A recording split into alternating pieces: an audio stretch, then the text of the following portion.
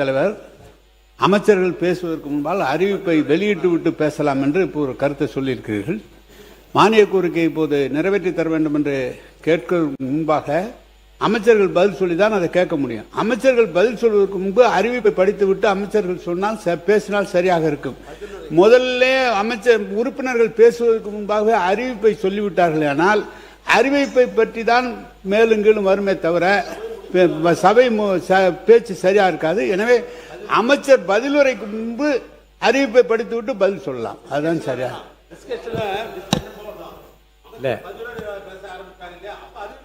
இல்லை நான் ஏதாவது இல்லைங்க, அதாவது மானிய கோரிக்கையுடைய கொள்கை விளக்க குறிப்பு உங்களுக்கு முந்தின நாளே வந்துடுது.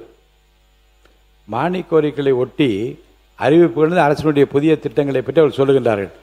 இந்த அறிவிப்பு முன்னுரையாக ஏதாவது கூறுகிறது மூலமாக உங்கள் கையில் வந்து விடுகிறது. அப்போ அடுத்து பேச வருகின்ற உறுப்பினர்கள் உங்கள் முன்னுரையிலேயே நீங்கள் பேசுகிற போதே மானிய கோரிக்கையின் மீதும் பேசலாம், கொடுத்திருக்க அறிவிப்புகளை ஒட்டியும் சில ஆலோசனை கூட நீங்கள் சொல்வதற்கான வாய்ப்பு.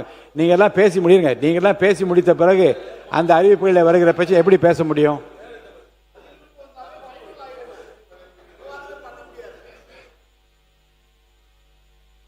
நான்கு பேரவைத் தலைவர்களை தாங்களும் சட்டமன்ற உறுப்பினராக இருந்திருக்கிறீங்க, அவையில் நீண்ட காலம் வந்திருக்கிறீங்க. எப்பொழுதுமே அமைச்சருடைய பதிலுரைக்கு பிறகுதான் அவருடைய அறிவிப்பு இருக்கும். அதுதான் முக்கிய தத்துவம். எல்லாரும் உறுப்பினர்களும் அதான் எதிர்பார்த்துட்டு இருப்பாங்க. ஆளுங்கட்சியாக இருந்தாலும் எதிர்கட்சியாக இருந்தாலும் தாங்கள் பேசிய பிறகு, தங்களுடைய தொகுதி சம்பந்தமாக பேசிய பிறகு அந்த தொகுதியில் தங்களுடைய தொகுதிக்கு ஏதாவது அறிவிப்பு வருமானு எதிர்பார்ப்பாங்க. அது மட்டும் இல்லை, அறிவிப்பு கொடுத்துட்டா எல்லா தொலைக்காட்சியிலையும் ஊடகங்களும் இதுதான் வந்துகிட்டு இருக்கும், அமைச்சருடைய பதில் வராது. ஆகவே ஏற்கனவே இருப்பதை போல புதிய நோக்கமே அறிவிப்பு கொடுத்தா சரியா இருக்கும். இல்ல புதிய நோக்கமே அரசனுடைய புதிய திட்டங்கள் என்ன, ஏற்கனவே இந்த திட்டங்களுடைய ஒட்டி அவர் எடுத்த நடவடிக்கை என்ன என்பதை பற்றி அறிவிப்புகள் தான் வருகிறது. இல்லை இருங்க, அதாவது நோக்கம் என்ன என்றால் அரசு எடுத்திருக்கிற நடவடிக்கையுடைய முத்தாய்ப்பு. இல்லை உட்காருங்க உட்காருங்க உட்காருங்க உட்கார் அவர் தான் பேசுறாரு, நீங்க உட்காருங்க. இல்லை அரசினுடைய முத்தாய்ப்பான திட்டங்களை மக்களுக்கு கொண்டு சேர்ப்பதில் தான் அறிவிப்புகளே இருக்கிறது. அந்த அறிவிப்புகளை உட்காருங்க உட்காருங்க உட்காருங்க உட்காருங்க உட்காருங்க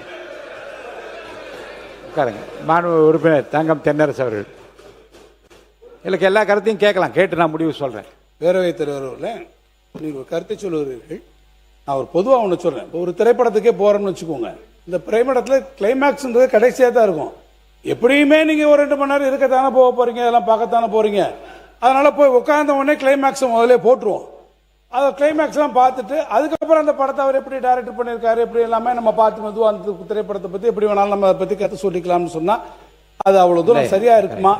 எனவே என்னுடைய கருத்து என்னன்னா, கிளைமேக்ஸே பார்க்காம மக்கள் போயிடுற கவலையில் நான் சொன்னேன். இல்ல கிளைமேக்ஸ் யாருமே பார்க்க மாட்டாங்க. கிளைமேக்ஸை நிச்சயமா பார்ப்போம். உங்களுடைய கிளைமேக்ஸ் பேரவைத் தலைவர்களே, முடிச்சிடறேன். என்ன இன்னைக்கு ஒரு லைட்டர் வேணும் செய்யும். இன்னைக்கு காலையிலேருந்து ஒரு முடிவில் என்ன பண்றீங்கன்னா, எதை முதல்ல சொல்லி எதை பின்னால சொல்றதுன்றது காலையில் வந்த உடனே அவர் பள்ளிக்கல்வித்துறை அமைச்சரை நீங்க பதில் சொல்லி அப்புறம் நீங்க பேசுங்க கேட்டுங்க அப்படின்றீங்க. இப்ப நீங்க அறிவிப்பெல்லாம் முன்னால விட்டுட்டு அப்புறம் திருப்பி அதில் பேசுங்கன்னு சொல்றீங்க. பேரவைத் தலைவர் தூங்கிட்டும் படுத்துக்கிட்டும் பொத்திக்கிட்டும் படுத்துக்கலான்ற ஒரு முடிவுக்கு பேரவைத் தலைவர் விட்டீர்களா என்பதை நான் அறிய விரும்புகிறேன்.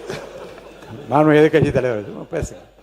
பேரவைத் தலைவர்களே, நம்முடைய முன்னாள் அமைச்சர் சட்டமன்ற உறுப்பினர் தங்கம் தென்னரசு சொன்னது போல, நீங்க தியேட்டருக்கு போனோடனே கிளைமேக்ஸை போட்டுட்டீங்க, அதுக்கப்புறம் வேணுங்கிறவங்க இருந்து பாருங்க அப்படின்னு அவர் சொன்னார். நீங்க சொன்னீங்க மக்கள் கிளைமேக்ஸ் என்னன்னு தெரியாம போயிடுவாங்களோ அப்படின்னு. படம் நல்லா இருந்தா மக்கள் இருந்து தியேட்டர்ல கிளைமேக்ஸ் வரைக்கும் பார்ப்பாங்க.